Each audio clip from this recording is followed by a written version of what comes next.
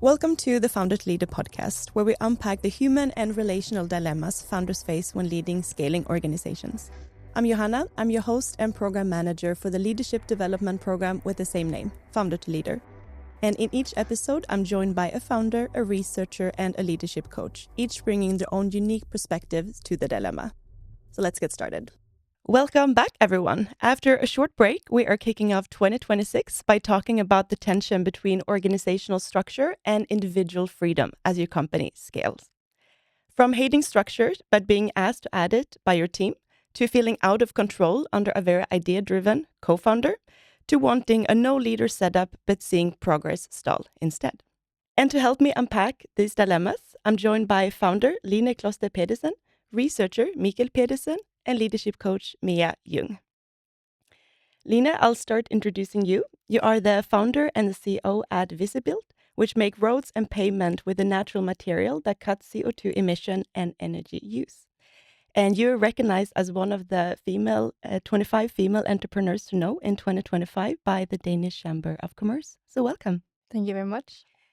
And Mikkel, you are an associate professor at Copenhagen Business School. And one of your main research areas is the management of self-management. In other words, what actually happens when organizations give people more freedom, and also what leaders need to put in place for that freedom to actually work. So welcome.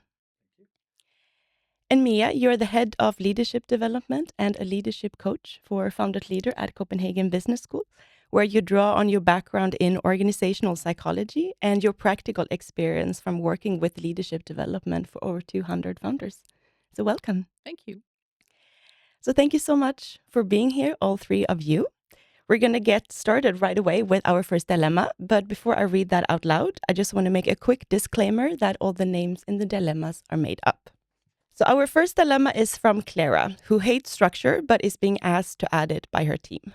And she writes, I'm the CEO of a startup with 4 employees who have recently started asking for more structure and clarity around roles, communication, and other things. I feel like I'm already using a lot of time on people management, and I'm dying on the inside when I think of spending even more time on things like writing task lists and planning meetings in advance.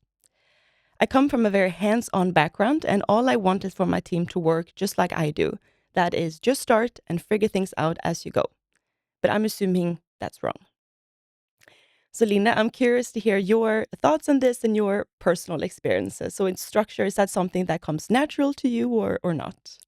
I think it's very relatable because when I started Visibuilt 3 years ago, it was just me and an idea and a PowerPoint and some early prototypes where I was growing mycelium in petri dishes and in shapes of road materials to see whether our technology could enable a transition in the road sector, and that was really fun. But I quickly learned that if I was the only person in my company, it would take me forever to get our invention to the market. And then we got some funding. After 9 months, we got into the Bioinnovation Institute, and all of a sudden I had 4 million Danish kroner, or €500,000, to build a team and to scale rapidly. I needed to really onboard super key employees that could take on the laboratory work, etc., etc. And then all of a sudden, Monday morning, someone was asking me, "Where are you working? What are the goals of the week? How do we communicate? And what are the expectations?" And I had also contracts I needed to align on that. So it was such a mental transition for me, and I think that has happened at several stages. The first time when we went from just me to 4 to 7 employees, that was, I think, most of all just a mental transition for me that I had to realize instead of doing it all, I needed to empower my team to do things, and that often requires structure. So I tend to say that I'm not a very structured person, but I get the feedback that I kind of am because I love a good Excel sheet and I love to think ahead and 3 years from now, where is the company growing? But that doesn't mean that that translates into everyday structure. So I think here it really helped me that I hired a manager really early on, like a head of science, who is now my co-founder and CSO.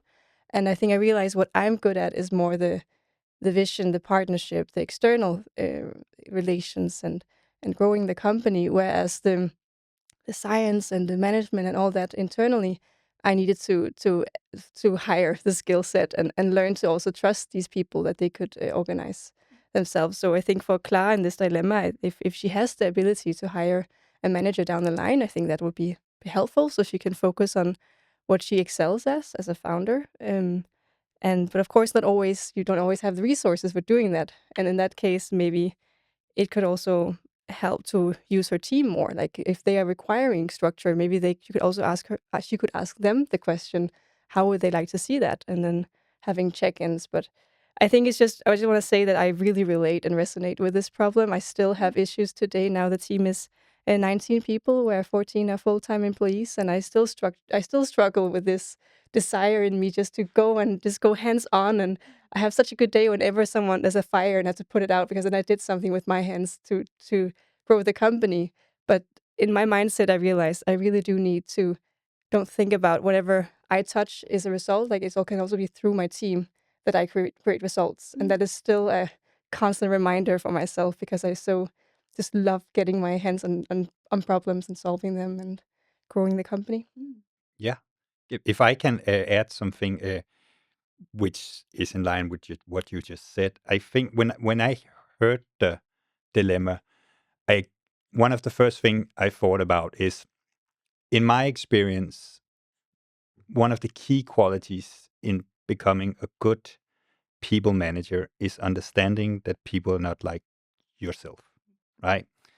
And they might have different skill sets, different forms of motivations, different work-life balance issues, right? So sometimes the way you as a manager would prefer things were is not necessarily how the employees would like to be led or managed, right?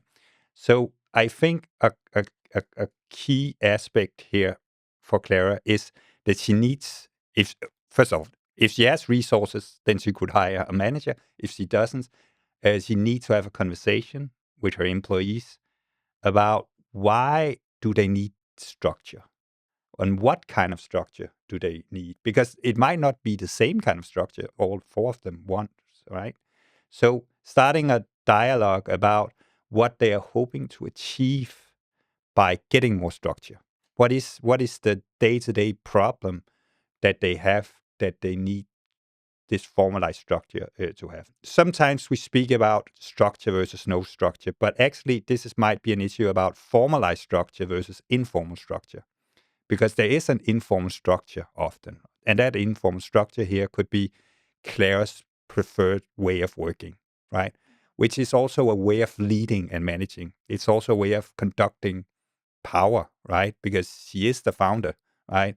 So she also has to acknowledge, how does people react when I want to do things in a certain way and conduct meetings in a certain way and stuff like that, and whether or not that's good for the company or not, right? So there's kind of like a self-reflection, I think, about uh, how does my way of working impact others, my employees' ways of working, because I'm an important person in the company, and secondly, having a conversation about that, right? And whether or not more structure, formalized structures, would solve the issues. Mm. And Mia, for you there, how if you had this founder in front of you, how would you help her, or would you help her adding structure when it goes against who she naturally is, or do you see more that people do what Lina talked about, that actually adding people who have a more natural tendency to be structured? I think it's both and. I think what you're touching upon about making the informal structure more formal is pretty key here, because there is this structure in the mind, or a certain way of working in the mind of most founders. They have this ideal of how does good work look like, how does a good task be, how is that being solved, how do we solve things together, how do we collaborate in the mind. And I think it also kind of sounds like in this dilemma that she has a certain way that she wants things to be done. And becoming aware of that is the first step. And then being able to have the conversation, to be able to externalize it and saying, like, this is actually how I prefer things. And then they can talk about whether it makes sense for the task, uh, and what the employees might need. and do some of that work. But actually, the first step of becoming aware of that, what is that structure in my mind? What is that ideal way of working that I'm having? Is a really important first step. And there's a lot of identity work there to be done. And I think I see that a lot with the founders that we work with, that they're the biggest change is within. If all the structure is in the mind, is the internalized, the informal structure, then the biggest job is to become aware of, like, what are my perceptions, what are my beliefs about how does good work look like, how does task become well done, how does performance look like. And sometimes we need to update, and you're also talking about that, Lena, about like updating your own way of thinking about impact. How do I make an impact through other people? And doing that work of reflection and understanding, yeah, but maybe it could look in a different way. Maybe I could create results, not through just doing everything myself, but actually through leading and through having good conversations and externalizing the structure that I have. I would like to add, because it actually reminds me of when Mikael says that, have you talked to the employees? What are their expectations? And like really not assuming what they want, because they say something, okay, but that you might not have really understood the root cause of why they ask that of you, to have more structure. That's one of the things I also had to learn. Like in the beginning, I was like maybe adding a structure, but then that's not what they really needed, and I got frustrated. And then I realized I could give it back to them more. But at the same time, what Mia says about needing to also reflect on yourself. How are you performing as a founder? What makes you yeah, because you are the founder, you are the most critical employee, because without you there's no startup, right? And that's something I also had to learn, like when I onboarded people, did they align with my values, and what kind of organization could I thrive in? Because you are, as a founder, you're required to take on so many different hats and adjust in a millisecond, from going in a pitch room to having a board meeting to having one-on-ones with your employees to being the marketing manager, or like all these different things. So I had to learn that even though I should, of course, create an inclusive and really good work environment for my employees, I have to start with myself to build an organization that supports me, and then I can be there, a better leader, a better founder for everyone else involved, because I've taken care of myself in the. So I think for Clara, like maybe she could also see, is there some structure that could help her as well? Is there, everyone has some blind spots, or maybe there's something that could help her. Like for me, it was implementing one-on-ones with my team, because I realized my blind spot is I can set a goal and put people on the task, but I'm not so good at aligning and checking in how people are performing. And then whenever I had the one-on-ones, I also learned some critical information about my company, and I got new input from my team, and that really supported me. So it could be also a win-win here if she's able to both understand herself and also understand her employees' needs. And I think, but there's also, I think there's an aspect here as well of when you need to make all these changes, you need to wear all these hats and transition from so many different tasks. It's also quite demanding, and founders are very often quite stressed. They have a lot of responsibility on their shoulders. They're responsible for everything unless they make an active effort to give out tasks to other people. So the art of actually delegating is super, super important, because in the beginning, everything is in the founder's head. And to be able to maybe also get a better work life for Clara, I think it's also important to look at, does she feel good about, like, does she truly feel good about this lack of structure? Or does she feel that sometimes everything is just all over the place and she actually needs a little bit more structure than maybe she admits to herself, just to keep on top of everything? Maybe it also is about having the capacity to create that structure, or having the skill sets, because it's like creating structure also requires knowledge and skills, and you're researching in that as well. Like, how do you do that? But it's not just any structure; it's also understanding what kind of structures can you make. How do you do it? How do you implement it? How do you think about it? How do you create boundaries? How do you think about boundaries of tasks and roles and responsibilities and collaborations? Yeah, and I would also like to add that I think it's a task that keeps on evolving. Like that's at least what I realized many times. Like in the beginning, I could manage my small team of also similarly 4 people with like meetings and and it was okay that I was needed to be involved in all things because I could have the overview still and still have time to go out and fundraise, for example.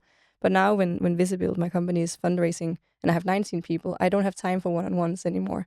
And we're not yet big enough to have managers for all my team members. And then it becomes more, then I'm really happy that we have the culture where my team members can come and introduce and suggest new ways. So now we're going more in towards having goals and different digital tools to help organize the tasks, and more like milestone meetings monthly, or these, now the structure is actually saving me a lot of hassle. But I also know that even though it's a bit frustrating that every 6 months we need to reassess what structure we need, I try to flip it around and be like, okay, this is enabling my team to perform. It's enabling Visibuilt to grow. It's enabling that I can also learn new things. Actually, what is best for this and what's I'm really driven by learning new things. So I try to also figure out how can I be motivated to go through all these changes, and I think see that as a benefit as well as a founder, that you can learn. And I think it's also such an opportunity to learn new things. And part of managing a startup that hopefully is growing fast with changes all the time is that you also need to, the task is to constantly structure and restructure, and build new things that is appropriate for the stage and for the level that you are at. And understanding that this task doesn't really go away, it just changes and you just have to adapt. It is actually the work of being a leader in a startup, that you have to consider, how do we need to structure, how do we need to organize ourselves right now, knowing that maybe tomorrow we'll have to do it in a different way. Mm. Yeah, and I think also it's interesting, the whole now it just came to my mind after Mikael also mentioned that probably the team is structuring themselves around her as a CEO. I think that's actually really a threat to the organization. I think I'm not that I'm probably, my team is also organizing themselves to my habits and stuff without me knowing it, even though we have a bit more structure. But I tend to think about what can I do so that if I'm gone, let's say I'm going to the United States for fundraising for a week, like I don't want things to stop. I don't want me to be the biggest bottleneck here. So from very early on, I also trained my team in like that they could facilitate meetings, that they could make the tasks, and then I would go and approve things. Like they know that like that's the big important task. They need me to sign off on it, of course, because I'm ultimately responsible as the CEO for the company. But if she's creating an organization here where she needs to sign, her blueprint needs, or her fingerprint needs to be on everything, what if she gets sick for half a year or something like that? That's really a threat to her organization. So in a way, that's also like a little bit of a gift hit, a gift hidden in this, her employees addressing a problem early on. So once she still has time, an overview to figure out what kind of organization does she want to build, and to avoid that she becomes the one who has to do all the tasks all the time, and that's not ideal. And try to figure out how can I free up my time, how can I delegate, as Mia also says, like how can I delegate the things, and just focus more on my core tasks. I'm curious, and maybe this question is a bit more towards you, Mia, but what does actually becoming more structured, what does that represent to founders like Clara? Like, do they feel like they're losing something in that? Well, yes, I would say back to delegation, it also comes with this sense of losing control because you have to delegate decisions and there's a lot of things that you cannot be on top of. So, of course, having given birth to this company from the very beginning, it feels like, you've been part of everything and you know every single little details and you have opinions about most things in the business. So there is like a control loss connected to that, and that can be super difficult to sort of acknowledge and accept. So working with that acceptance is a sub track here. I think is super important to work with the founders to accept that there is a transition, and there will continue to be transitions. And building a startup is actually about continuously letting go of more and more and having a bigger and bigger control loss of the details, but then to be able to move up and have a much higher level perspective on how everything is being done and managed in a structure, in a systematic way, and having opinions about that and making sure everything is on the right track and going in the right direction. But it is like kind of redefining in your mind, what am I to do? What is my core task? How do I create value? How do I create the biggest impact? Not just doing it by myself, as you also mentioned, Line. And I can so relate to this like loss of control feeling that it can be difficult, even though I normally praise myself for being good at delegating and all this. Then I get so triggered in moments of stress when all of a sudden, let's say there's a important deadline a task that I delegated to some team members, and then for some reason something happens where we miss the deadline, and then my instinct is just saying, snatch that task back, just okay, and that's so humiliating for the team that you are trusted with the task. But I think also the reflection and learning your patterns, like okay, there's some control again because this company becomes just so meaningful. Is even though I work with not seeing it as my only reason in life to exist, right? I try to have a healthy distance to my startup, just seeing that as one aspect in my life. But still, it's sometimes you'll get triggered and fall back into this like control. I want to be involved in everything, and I then have like I have integrated in my work when I give a task to also highlight the importance of it. Like, why is this important? And what I'm working on also highlighting what is the success criteria here and setting my team up for success. And also, I need to learn also when they say that there's some certain tasks that they're not feeling fully comfortable with or equipped to handle it. Then I also, from I guess my own founder perspective, I have a tendency to jump into, oh, you'll just figure it out. But I'm also trying to figure out how can I actually listen to that and give them the resources. And then if there's some problems occurring, then give it back to them to solve it instead of just jumping onto default. I'll solve everything and I'm perfect, which is not the case. But I guess that's also the most difficult part, right? Is the discerning between the needs you might have personally as a founder and the needs of the company, because they are not necessarily the same thing. And that's also acknowledging that, right? That sometimes I might think that this is best for the company, but actually it's because I want to take control. It's best for me, right? And I guess there's also a lot of learning that goes into that when you grow as a company, right? Being better and better at discerning between these two things, right? When is it my need and when is it the need of the company? And there's opportunity cost as well, right? Because what could you have spent your time on otherwise that could have made an even bigger impact? And sometimes just reminding yourself, how can I create most impact with my limited time? I mean, we all have only the hours in a day that we have. And founders do have a potential to create a lot of impact doing the right things and not doing everything. And being aware of that, does it really create that much value for me to write that blog post or to micromanage this and that? Or does it make a bigger impact to create a system of how we um, work with our clients, or how we sharpen our pitch, or what will really drive the company forward in the best possible way?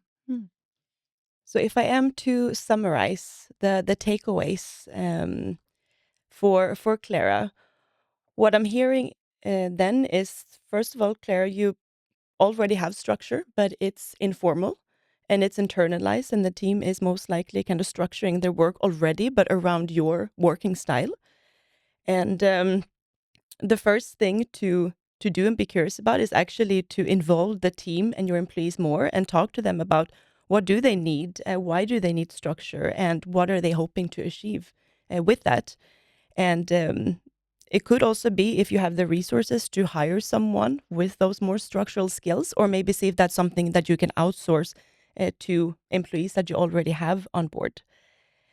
And also in terms of that, think about what structure that would actually help you. Line, for example, mentioned one-to-one. Maybe that's something, maybe that is something else as well, but so that you can perform your role and your task in the best way possible. And then also I'm hearing something about it's a constant identity and mental transition when you are in this founder leader role, right? And I think that's something to accept, because that's not going to go away. Thank you for that. And let's move on to our second dilemma. A quick note, this podcast is brought to you by Founder to Leader, Denmark's most established leadership development program for founders with personnel responsibility. The program combines organizational psychology with experiential learning and is delivered by Copenhagen Business School and the Danish Industry Foundation. It's free to participate, so read more and apply at foundertoleader.dk. Is from Adam, who feels out of control under a very idea-driven co-founder. Adam says, "My problem is that my co-founder, who is also our CEO, is stressing me out. In my opinion, his way of operating is chaotic because he's constantly coming up with new ideas on what features to build, markets to enter, or people to hire. And before anyone has time to finish anything, he has already moved on to the next thing. For me, and I imagine many of the employees that he's managing, this is super stressful because there's zero structure and I feel like I have zero control. We've had several talks about this, but he doesn't understand why this is a big problem for me." So Michael, from your research lens, what stands out to you in this dilemma? Actually, several things, but I think the key thing is that Adam is in a situation where he needs to have, even though he had several talks with the founder or CEO, another conversation. And I think he should focus less on this as a problem of the CEO having a lot of ideas and Adam wanting structure, and instead thinking about consequences of these ideas. So one way to have this conversation is to talk with the CEO about when you set things in motion, when you are thinking out loud, this actually have consequences because we start acting on it, and when we start acting on it, we use our resources, and in every company we have scarce resources on something, and that means we can't use these resources on something else. And then if you get another idea, then we are in a situation, right, where we need to prioritize, right? Should we keep moving with last week's idea, or should we move with this new idea? So I think that is one thing, right? Talking about consequences, also talking about the, as I mentioned, making the cost visible, right? That ideas are not innocent; they have a cost, and how should this cost be paid, right? Should it so there should be a kind of, and this is difficult, I know, some kind of rules of engagement, right? So when do we move on something? How long do we use on it? And when should we stop doing it? So this is perhaps also another way of saying Adam shouldn't have the conversation in terms of it stresses me out. It shouldn't be a kind of well-being argument. It should be a productivity argument. I get really curious about the whole situation between, because he talks about this person as his CEO, but he also says it's his co-founder. So I guess Adam must be a co-founder as well, and he has tried to talk to his co-founder without success, without feeling heard, without. So I think there's probably some alignment and like some between him and his co-founder. Like how do they talk and how do they? I think I relate to a little bit to this in a different way because I'm probably the one in my company who has the ideas, and I had to learn teach myself to focus because exactly ideas are not innocent and they cost resources, and I I think more I put very, very ambitious goals, and it's completely unrealistic to achieve it, but somehow we managed. But I think that's because my co-founder is also very more critical to like what does it actually take of resources, and I try to use my co-founder to actually achieving to make my unrealistic ambitious ideas realistic and make us. And I think it's a good dynamic because then I push the company to achieve more with less time and the resources we have are being used really ideally because I have a very pragmatic and analytical co-founder here. So I think there's also a discussion to be had between the co-founders here. How do they each bring in different perspectives? No, but I can very much agree. I think this could maybe be the co-founder of Clara in a different world. I think generally it's important for people to feel that they have some kind of progress with their work. And I think here, what I'm also quite curious to understand about Adam here is whether he feels that his work has impact. And maybe this thing about communicating to the CEO is also about making him understand that he actually does want to create impact with the work that he's doing. They probably have some kind of role distribution where Adam is probably more the one making sure things are also happening and finishing things and pushing things over the finish line rather than initiating it, and that's great. But I think it's also important that they respect each other and the differences here, and have a conversations about what are the different roles and how can we maybe also not make it so black and white that sometimes maybe he also wants to be the one having the ideas, and he can feel a bit locked in this corner of always having to be the one saying no. That's not a fun position to be in either. And maybe the CEO would also sometimes like to feel that he could accomplish something and put something over the finish line as well. And trying to find a way of getting out of these locked roles and say, like, what if we could just have a little bit of distributed, a little bit more role distribution. That would probably be helpful and nice for both of them to get a little bit out of those roles that it sounds like they're a bit stuck in. And if I can add something, I think it's might be important for Adam to have concrete examples, right, of projects that were started and abandoned, or teams that were redirected in their priorities, and stuff like that. So they have something to discuss other than I feel stressful, or structure versus no structure, but concrete projects, right? And then I was also thinking that Adam also have to think about if, and we don't know this, but is he reacting too quickly to the CEO's ideas, right? Uh, does he himself, Adam, has a tendency to react to ideas, right? Instead of, for instance, saying, "Well, yeah, you had an idea. Let's see if you have that idea next week as well," right? Just not acting on it, right? Or feeling that you have to act on it. Maybe it is thinking out aloud, right? And therefore, there doesn't need to be any actions uh, to these ideas. Uh, so that could also be a kind of self-management technique for Adam, right? To kind of figure out, well, why do I respond to these things, and when do I need to respond to them? And then he can also, as we discussed, have a conversation with the CEO about um, the ideas, and when should we act on ideas. So do you need 48 hours? Could we have a 48-hour rule, right? If you still think this is important in 48 hours, we'll move on it. But if you don't, then we won't move on it, right? That, for sure. Also, this Adam, he also says that he assumes that employees are stressed, but he doesn't really know, and it's something in him. Like, it's really really interesting that he can also find a way for himself to get some peace in his mind. But I also think that it is also the responsibility of the CEO to have clear communication, and I think there is some responsibility for that needs to be maybe addressed in this situation. If let's assume that Adam has the clear picture and that employees are stressed, then it might be a misalignment between what is the expectation of the CEO and like what gives focus for the team to move forward. But at the same time, being a person like the CEO in discussion here, that I also love to ideate and brainstorm. That's where I thrive.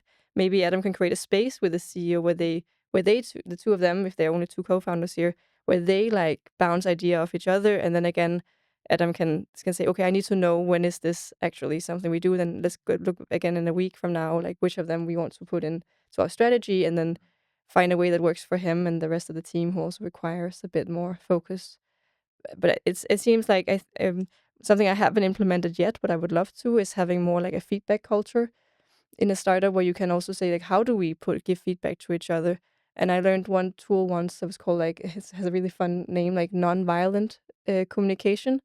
That's really good because then I can remember what it's called because it's nothing with violence to do, but where you where you really address things objectively. This is what happened. I think also to Mikael's point, like concrete examples, what happened?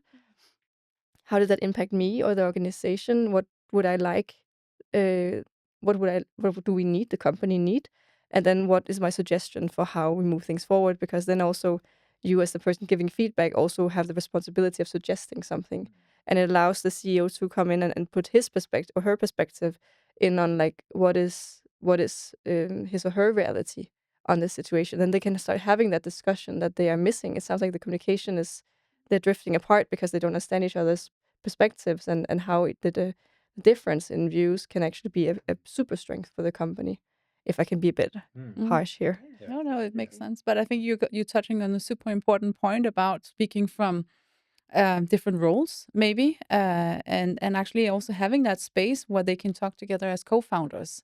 And I think I see this all the time. It's very common, this distinction, and especially in the early stages of a startup where there's not such a big awareness of the difference of speaking from the co-founder role and having co-founder conversations, and then speaking from the more functional roles, the more operational roles of the CEO or the CTO or the CMO, and being in the operations of the business and making the decisions of what are we to do. And maybe also back to your point, maybe the CEO is also just bouncing off ideas as a co-founder, speaking from the co-founder role in the co-founder position, and expecting Adam to catch those ideas as a co-founder. Like in the future, what if we did this, and we could also uh, go into this market or build this new product? And there's a lot of vision and connecting with the bigger why, and then not actually being in this very operational day-to-day focus of what are we doing tomorrow, how do we prioritize our resources. So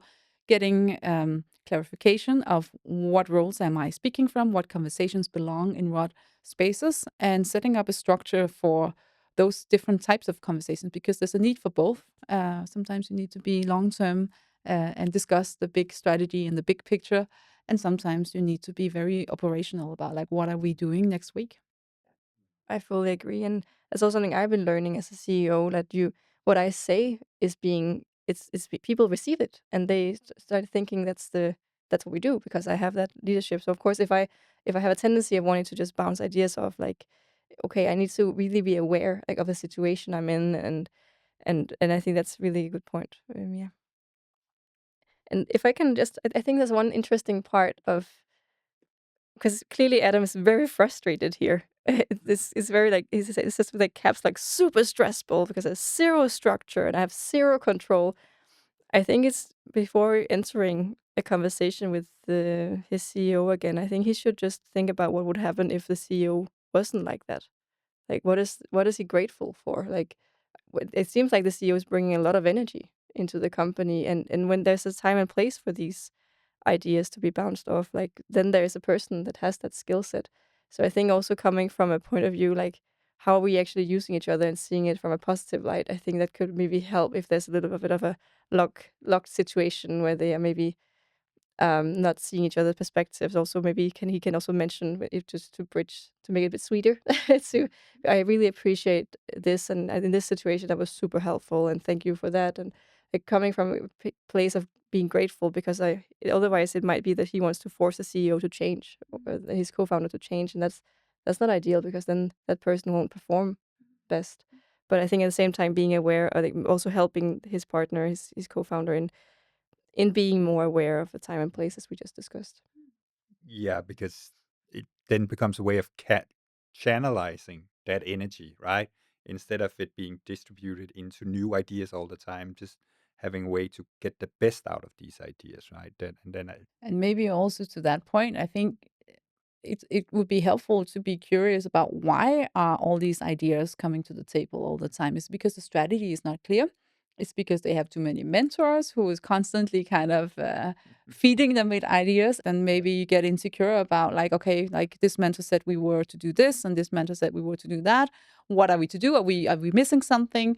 But also being a bit curious of why is it so uh, unstable, and maybe the CEO actually needs some support from Adam to be more focused on that. Well, actually, I think we're on the right track.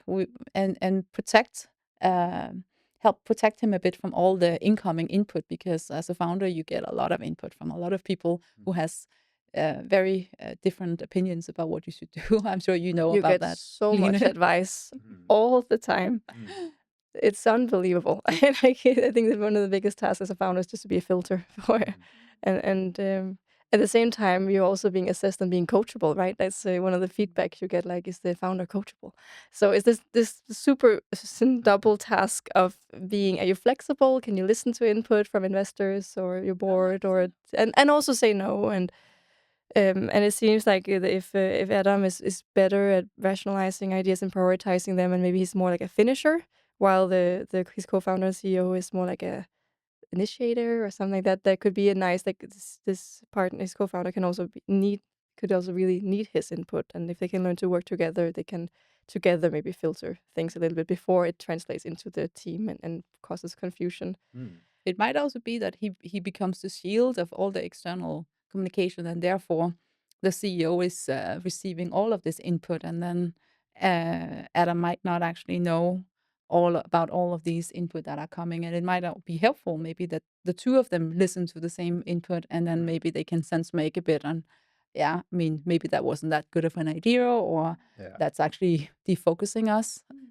Yeah, I think that's a really good idea, because my fear would be right now if all the input is just redistributed into the teams.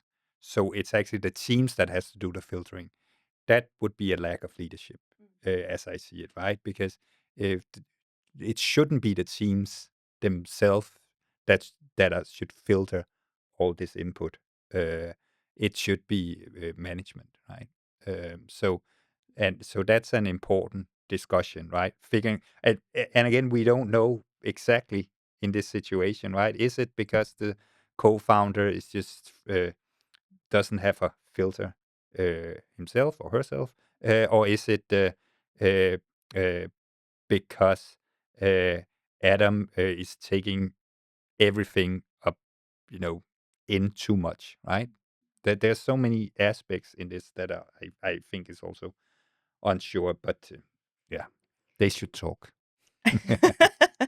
To summarize the takeaways from Adam, what I'm hearing is when having the conversation with your co-founder, maybe shift and talk more about like the current way that we operate. There are costs and there are consequences in terms of the resources, and bring concrete example for that. So move more to a productivity argument, and start discussing, put some structure around when to move on ideas, or when to park them in an idea list, how long to work on ideas, when to stop working on an idea, etc. And also be curious on your own way of managing yourself. So why are you acting on ideas? Do you need to act on ideas? But also be curious in the conversation with the co-founder, that is it maybe because you're lacking a clear structure or strategy, etc. And that's why all of these ideas come as well. So be curious both towards yourself, but also curious and empathic towards your co-founder in these discussions. And then I'm also hearing that there's some more kind of long-term communication work to be done here as well, in better understanding each other and your own preferences and way of working. That might be a personality test, that might be a coach to guide that conversation. And also with that, create a space where you can talk about your operational roles and your co-founder roles, and split that up into different forms, because those are actually two different roles. And in these different forms as well, work on making the filtering yourself, so the team doesn't have to do that themselves. And let's move on to our third and our last dilemma. And that is from Andrew, who wants a no leader setup, but seeing progress stall instead. And Andrew writes, my co-founder and I are really inspired by the idea of building a business with no leaders, where everyone feels empowered to think and do what is best. We believe people do their best work when they are trusted, and that our employees know more about their work than we do. Our team all buy into this idea. But now to our dilemma.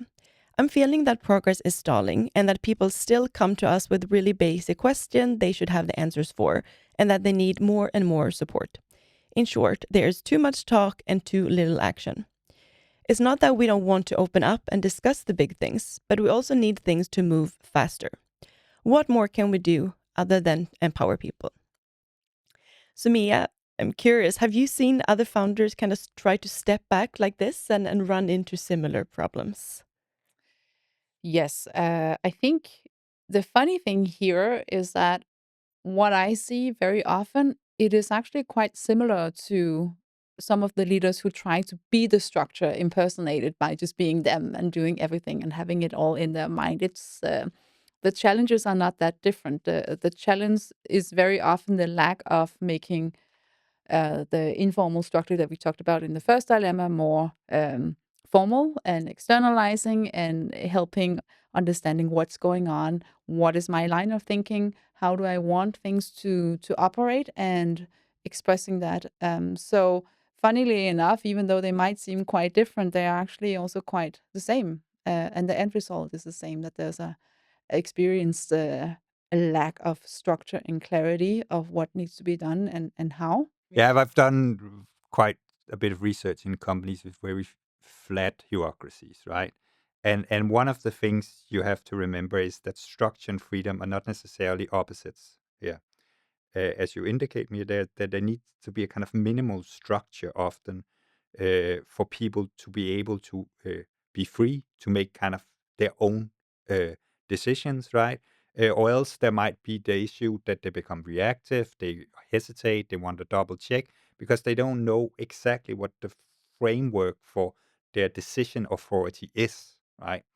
And let me give you an example from a research about this. This is from a company that's quite successful in being a flat organization. There's over 500 people there.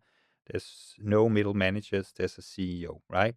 And they're organized in various teams that makes their decisions themselves. And they have certain, and I can return to this, but they have certain rules and roles that has to be filled out, right? In these teams, right? Because if you don't have a manager, a formal manager, the task of that manager will still be there, right? So, for instance, there are certain roles in each team that someone has to take, right? For instance, who facilitates a meeting, right? Who takes notes at a meeting? Who ensures that the purpose of the team is protective when we make decisions, right? Stuff like that, right? That's in examples also in this company. I'm talking about roles. Then there are certain rules in this company. They follow a variant of something called sociocratic principles, which is a certain way of making decisions in a team, where where someone has a proposal in the team, and then everyone is allowed to ask a question about that proposal. And if they don't feel that there's something that goes against the purpose of the company, they will often move with the proposal, right? So you can't say in a team, I would have done something else. Oh, you can only say that if you think that it will be bad for business. If we go with Mia's idea, for instance, if Mia had a proposal. So there's some structure there, right? But even in that structure, and this is going back to my example, there can be sometimes you can hesitate and be unsure what your um, decision authority is. So in this company, I interviewed an employee that was working in a team. He was quite new in the team. The team decided they needed to spend up to 150 Danish kroner on something, and they were a bit hesitant if they were allowed to make that decision. But they didn't know who to ask, so the new team member thought, okay, I'll go ask accounting. Maybe accounting in the company knows something. And on his way, he ran into the CEO. And so he asked the CEO, then I'll just ask the CEO. And he asked the CEO, can I make this decision? And the CEO responded, I think, in a quite good way, because the CEO said, did you discuss it in the team? Right? Are you experts in the field around this decision? Yes. Did you agree in the team? Yes. And then the CEO said, so why do you need an approval from someone else? Right? And then he walked away, the CEO. And the point was the CEO didn't approve the the decision. He just said you already have the decision authority to approve it. So why are you asking me about it? And that, I think, that can be the difficult part, right? So you say, I want to empower people. I trust people. But then you, as a CEO, you have to be really firm in not taking back control, right? Like the CEO was a good example of not doing here, right? He trusted that the roles and rules of they had in the company of how to take a decision worked. So there was no need to have an approval for someone else, right? And I think that's one thing in this dilemma they have to think about, right? Is first of all, do we have the minimal structure needed for teams to know how to handle conflicts, take decisions, and stuff like that? And on the other hand, do we as for founders have a tendency to overrule these decisions? And if we do that, then we do it with a price, right? Because then we can speak a lot about empowerment and trust. But if it's unclear when we as CEOs can override the whole system, right, and what we decided upon, then it can create mistrust among the employees, and then they'll go and want to double check because if they don't know in which situations they should, have approval by the founders, then we might as well check all the time, right? So I think there's a. It's my point is it's not easy to remove leadership because it has to be redistributed uh, in new ways, right? And and and that demands a certain level of structure. That's one point. The other point is what's your own rule as CEO or founder now? When do you trust your employees and the system you set up enough to not try and take back control? And that's essential, I think, in these situations. So that's at least a very long answer for why this can be difficult. Mm. Yeah. I actually have a follow-up question then for Yeah. you, because in regards to that, I assume that some of these businesses are like relatively more stable than a fast-growing startup that is continuously changing and maybe not so certain about what direction are we going, or at least it can change. New team members being constantly onboarded into these new non-existing structures or structures that are being redefined back to the point of like structuring and restructuring constantly and having to do so in order to keep up with this fast growth. Um, what is the sort of the odds for succeeding in this very specific context when there's a very complex task and it keeps getting a little bit more redefined, and founders need to adjust the organization and new people are just like coming in all the time and need to be onboarded in structures, but also in the relationships and needing to find each other and understand, okay, how are we doing things here? But at the same time, you also expect it to deliver from day one because resources are so scarce. Um, and all the answers are not really clear yet. And even if they are, you'd have to stay open to open them up again. Yeah. It's a difficult question, right? Because what's the right balance here, and how do you ensure that? And I'm not completely sure how you do that. But one thing you can think about is if I'm in the situation you described, Mia, why would I want to remove leadership then? Right? Because that in itself is something you then have to think about, right? That that this idea that that there's always leadership in an organization. So the question is always, do we know where it is, right? Uh, so if you want to remove leadership, like these founders, co-founders in their organization, then they need to come up with answers to all the questions you just asked. So that's my answer, right? You can't do it, but who will do that, right? You can't just expect people to step up and take responsibility. Also, because it's not their company, right? It's not they are not the founders. Why would you assume that they had the same kind of passion towards uh, their job as you have? And I think that's actually quite important to remember, right? That passion is not unlimited, right?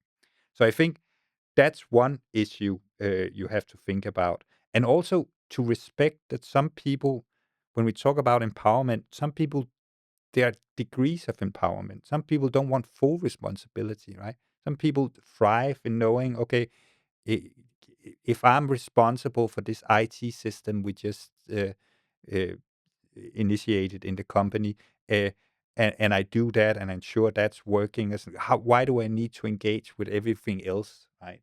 Can I just go home at 5 o'clock then, right? Because or 4 o'clock or 3 o'clock, because I have 3 kids at home and stuff like that.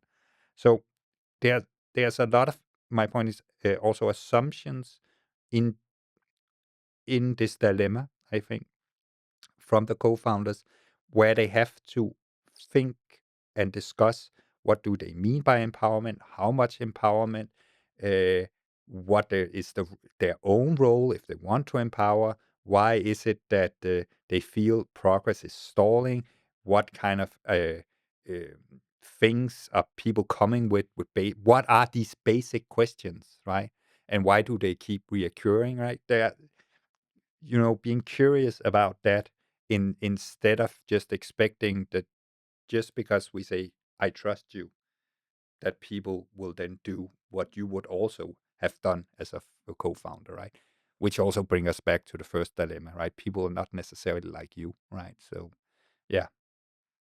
I'm taking so many notes right now. It's really fascinating. No, but I think it's we're not yet at 500 people companies, and I think also I had the same question as Mia, like how do you do that in a fast moving startup where goals keep on moving, etc., etc. But we are also discussing that right now in my company. How can we empower people, and at the same time, I've been learning also that not some people choose to work in a startup probably because they want to have influence. So probably there's some team members in Andrew's startup that like this as well. But there's also a certain degree, and I think it's so true about that the founders are clearly the most passionate about it. And you cannot expect an employee who has said yes to work in an exciting startup, who probably wants to influence things a bit more, but they don't want to build their own company. Otherwise, they've done it already. so so again, also aligning on what are the expectations, and I think it's so true that leadership has to be addressed and has to be somewhere. And I experienced that I've been delegating too much sometimes. Like for example, I've been delegating. Let's say that there's a specific grant we wanted to apply for, and in that grant, I realized there's a lot of strategic decisions on where's the company in the next 3 to 5 years, and what is the budget, and what all these like very executive decisions I just tried to put on a poor employee in my company or two, and they and that I had to learn about. Okay, there are certain things that is needed before you can give your team the task to then it was called execute on the milestones and build that, and people want that, but you also have a task, I guess. I'm not familiar so much with this structure that they are trying out. But I would love as well to find that right balance between the freedom and the empowered team that can go out and feel confident in the decision making. But and then also it's really interesting what you said, Michael, about that you also need to understand that are you then going in and micromanaging or in like taking control back all the time, because all of it is a bit scary here and this specific task is a bit more close to my heart. So I want to be more involved here. Like you have to have discipline on yourself, I assume, on this as well. But I'm debating myself like how can I make this fit my organization where we are now. So again, taking a lot of notes here. Super interesting. And you also touch upon something really important that we know from a lot of motivational theory also, is that it's quite demotivating to be, if someone is trusting you or delegating you a work task, if you are incompetent in doing it, right? That's not motivating, right? Being asked to do something you can't do and just being said, I'm sure you'll figure it out, but how? I have no experience. I don't know how. So that can be demotivating And for pretty some people. stressful as Yeah, well. exactly, right. So there's also remembering that trusting people also means that we have to ensure that they actually have the competences to do the task at hand, not only as the one delegating, but for the purpose of the person executing, that they know what to do, right? Yeah, because else it is very stressful, right? So, And I'm also sitting and I think I'm sitting and wondering as well that there's a common challenge for a lot of founders of being a little bit ambivalent of the power and authority that comes with being the founder, and the responsibility as well, because ultimately there's a lot of decisions that needs to be made when you're a founder. There's a lot of risk, and as the bigger you become, the more responsibility you also have for people's salary and life, and their kind of happiness at work, and not getting burned out, or and the pressure just increases, and it can be a quite tempting thought that maybe you could release some of all of that responsibility and pressure just by giving it away. And what is important is that it doesn't become a defense mechanism, that you just want to avoid power, you want to avoid authority because you want it to go away from you.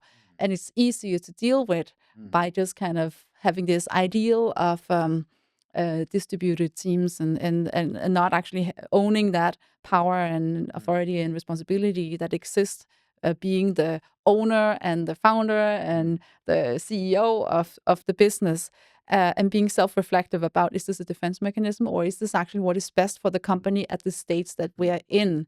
I think that's a really important point, to really be honest. Is it because I don't like power? Because I cringe about the thought of being this manager who can then decide things over other people? Or is this really what will help the business, having in mind the actual people who are in my organization? Will they thrive with this structure? Is this what will suit them? Are they capable? Are they competent to do this? Are we clear enough in our direction of where we are going to implement this? Am I clear?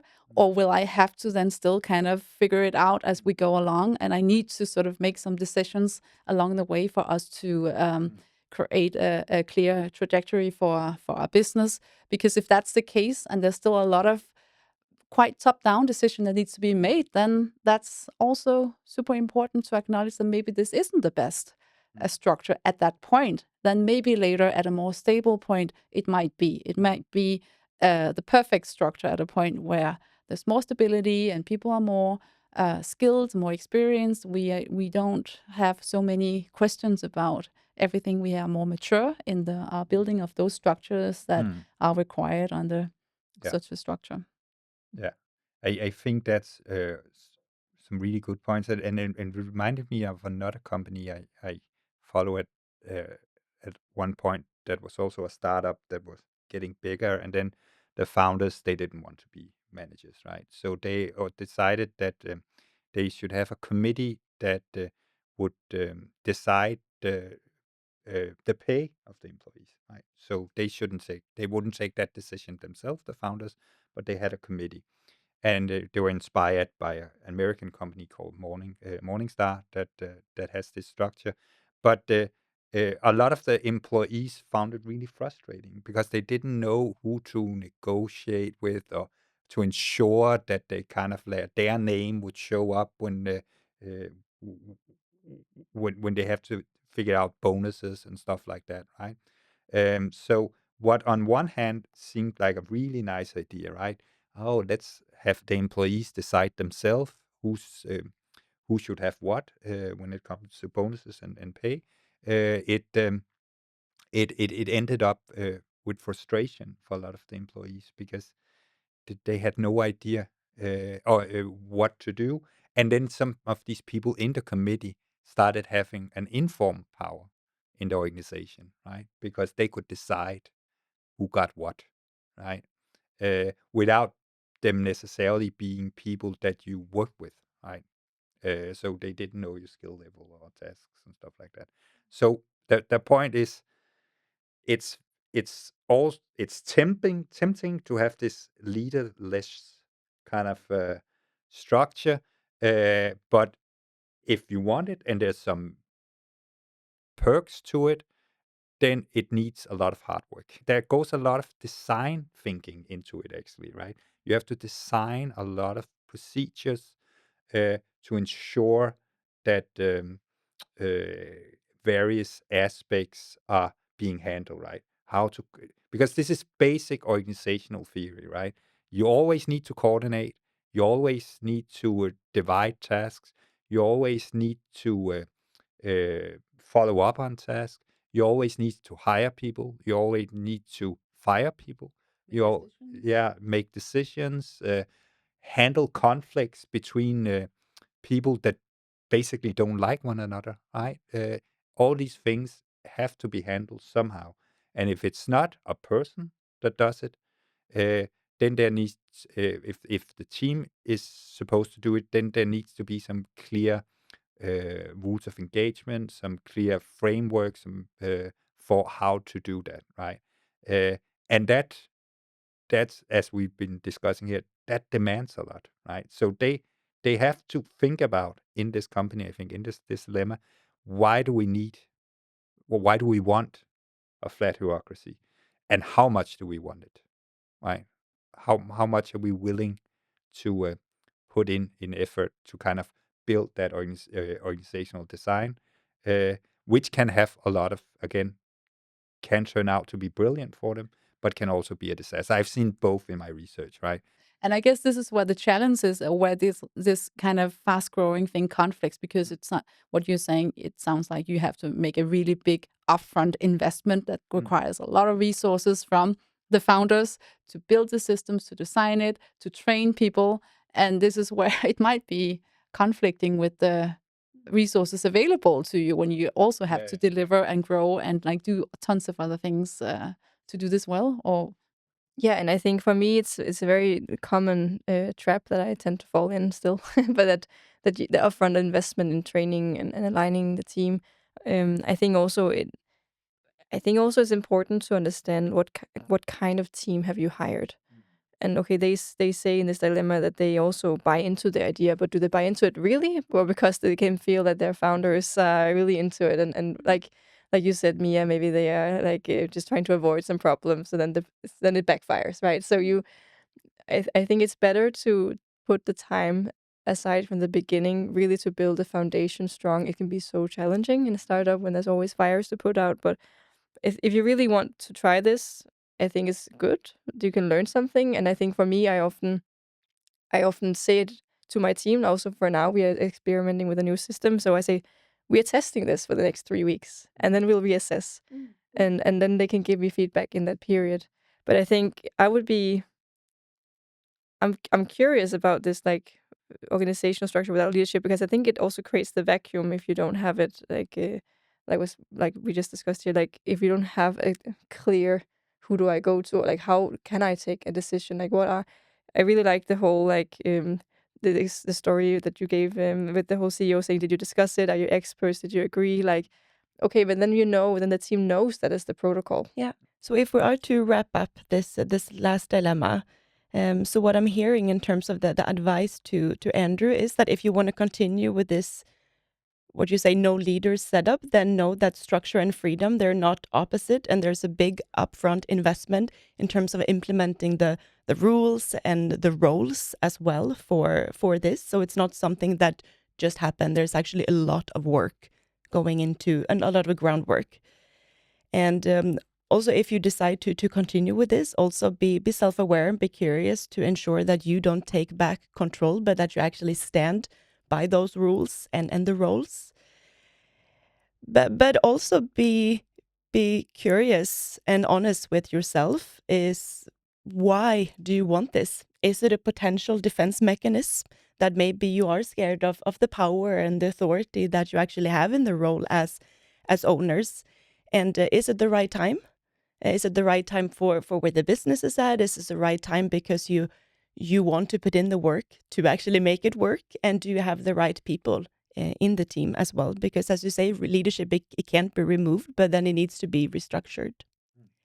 That's unfortunately everything we have for today. So thank you so much, Line, Mikkel, and Mia for taking the time to be here. And to everyone listening, thank you so much for tuning in to the Founders Leader podcast. I'll speak to you next time. And if you like what you heard today, please remember to subscribe, review, and share. Thank you.